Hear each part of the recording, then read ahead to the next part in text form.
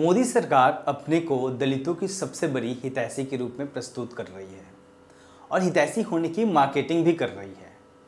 2014 के लोकसभा चुनाव और इस दौरान होने वाले तमाम विधानसभा चुनाव में भी उसे अपनी इस मार्केटिंग का फायदा मिला। आगामी सालों में गुजरात सहित अन्य राज्यों के चुनाव और 2019 के लोकसभा चुनाव को ध्यान में रखते हुए भाजपा ने दलित समुदाय में जन्मे व्यक्ति को राष्ट्रपति बनाकर अपनी इस दावेदारी को पुख्ता करने की एक बड़ी कोशिश की है। लेकिन दलित हितैषी के होने के बावजूद उसकी मार्केटिंग करने से इतर सच के धरातल पर मोदी सरकार आखिर कहां टिकती है।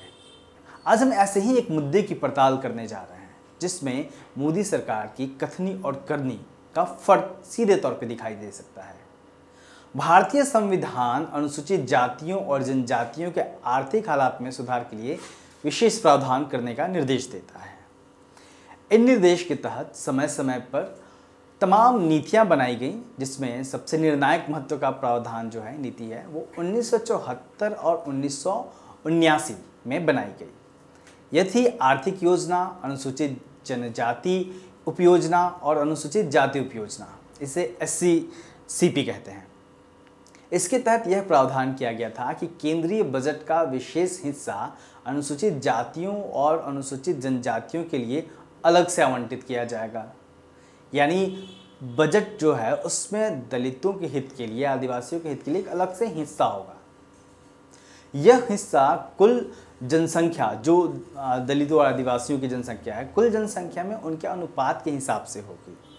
यानी यदि 2011 की जनगणना को माने, उसको सामने रखें, तो अनुसूचित जातियों की कुल जनसंख्या में अनुपात 16.6 और अनुसूचित जनजातियों का 8.6% है। तो इसका मतलब यह है कि भारत में केंद्रीय बजट का, जो बजट हर साल साल पेश होता है, केंद्रीय बजट का 25.2% अलग से अनुसूचित जातियों और अनुसूचित जनजातियों के लिए आवंटित किया जाना चाहिए या फिर आवंटित किया जाएगा।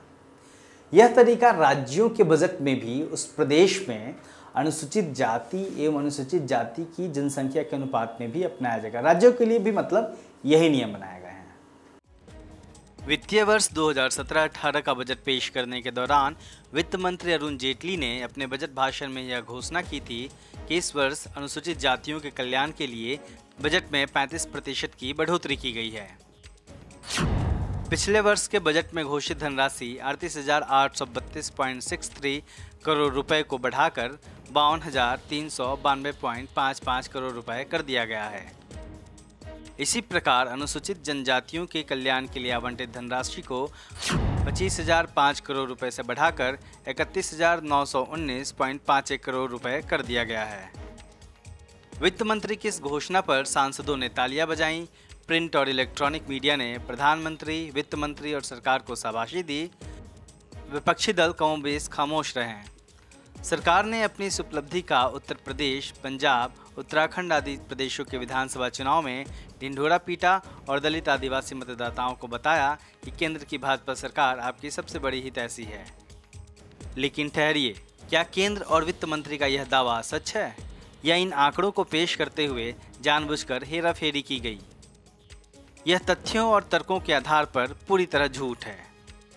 सच्चाई यह है कि सरकार का यह दावा तर्कों और तथ्यों के आधार पर पूरी तरह झूठ है।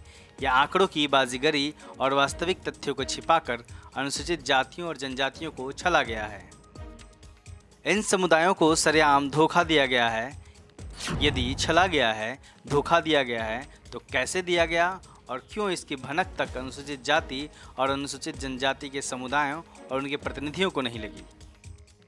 सिर्फ national campaign on Dalit human rights और भारत सरकार के पूर्व सचिव PS कृष्णन ने अपने परिचय budget 2017-18 and the special component plan for schedule caste और शेड्यूल ट्राइब सब प्लान में तहकीकात को सामने रखा और बताया कि वास्तव में जो धनराशि अनुसूचित जाति और जनजातियों के लिए आवंटित की गई है वह स्वीकृत राष्ट्र नीति के तहत अनुसूचित जाति और अनुसूचित जनजातियों के लिए जो राशि घोषित होनी चाहिए उससे कितनी कम है। मतलब दूसरे शब्दों में कहें तो वास्तव में उसमें जो नियम है उसके हिसाब से धनराशि आवंटित नहीं की गई है और बहुत बड़े पैमाने पर कटौती की गई है।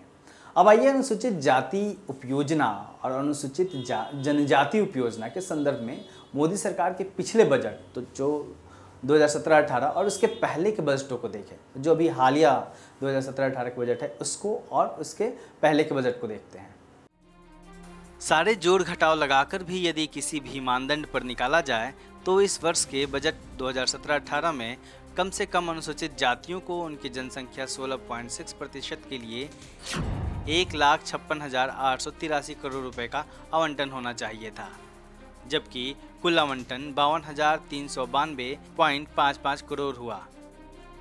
यानी अनुसूचित जातियों के हिस्से की धनराशि में 1,04,490.45 करोड़ रुपए की कटौती कर दी गई। यहाँ यह ध्यान रखना होगा कि इस बार का कुल बजट 21,46,734.78 करोड़ का है। यदि कुल 1,56,883 करोड़ रुपए अनुसूचित जातियों के लिए आवंटित भी किया जाता तो भी यह कुल धनराशि बजट का केवल 4.62% ही होता।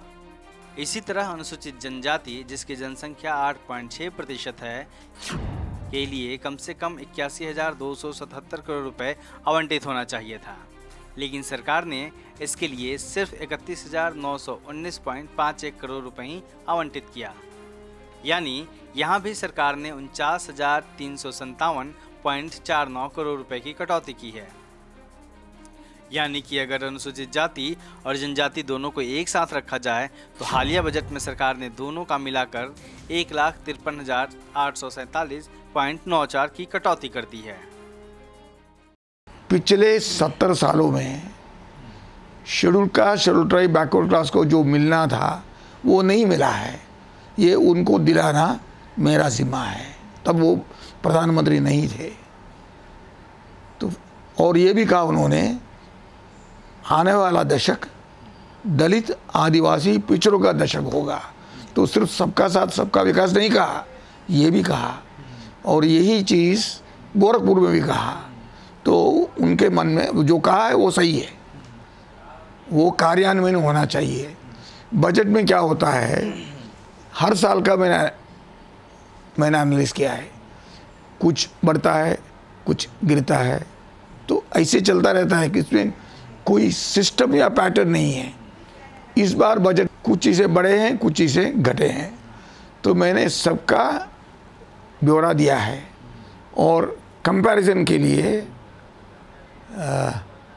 ये पिछले गवर्नमेंट का लास्ट ईयर का बजट, वर्तमान गवर्नमेंट का पहला बजट, अब का बजट और पिछले साल का बजट, ये सब दिया है। हर साल मैं ऐसे ही करता हूँ, पिछले किसी बजट का भी तुलना करना पड़ता है। तो ये परसेंटेज में देखें तो जितना मिलना चाहिए उसका 1/3 है।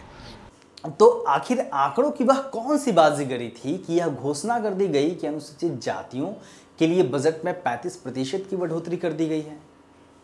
सच्चाई यह है कि सरकार ने 2014-15 के बजट में अनुसूचित जातियों के लिए 50,548 करोड़ रुपए का प्रावधान किया था, आवंटित किया था, जिसे घटाकर 2016-17 के बजट में 38,832.63 करोड़ रुपया कर दिया गया।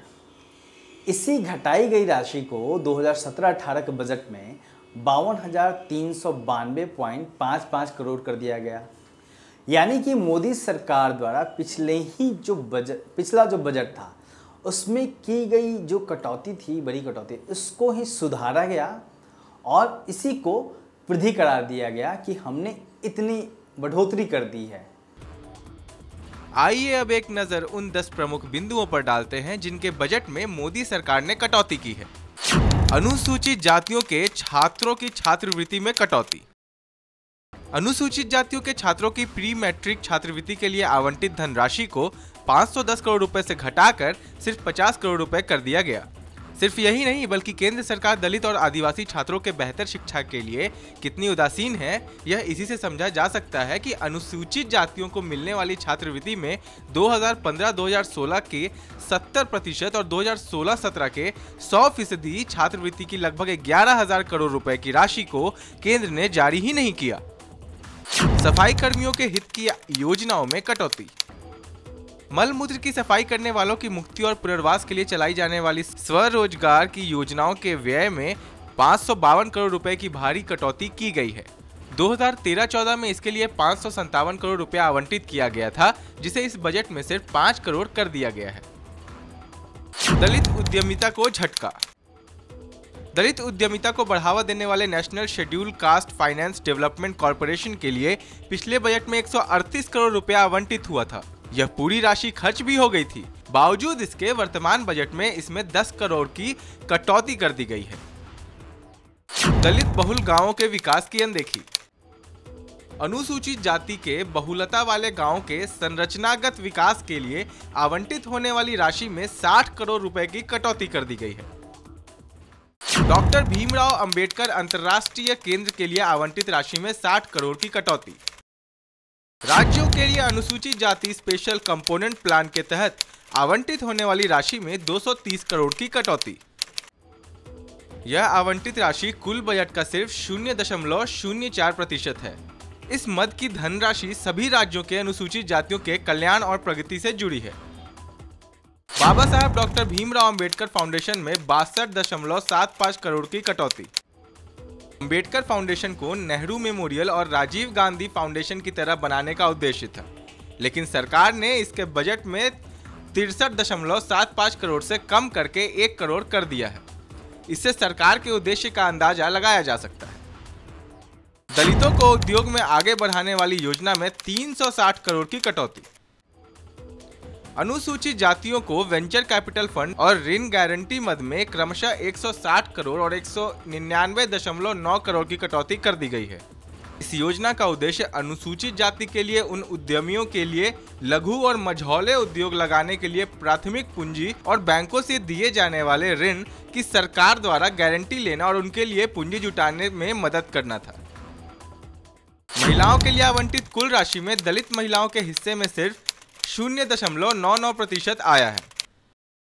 दलितों के लिए चल रही 294 योजनाओं में से 38 योजनाओं को खत्म कर दिया गया है, जबकि आदिवासियों के लिए चल रही 307 योजनाओं में से 46 योजनाओं को खत्म कर दिया गया है।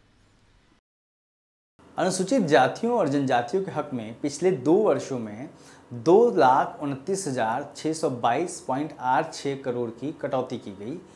यह कटौती इस समुदाय की आर्थिक रीढ़ तोड़ने वाली है। यह प्रक्रिया साल दर साल चल रही है। बावजूद इसके इन दोनों वर्गों के जो संसद में बैठे हुए प्रतिनिधि हैं, उनकी तरफ से अभी तक कोई सुगबुगाहट देखने को नहीं मिल रही है, कोई विरोध नहीं सामने आ रहा है।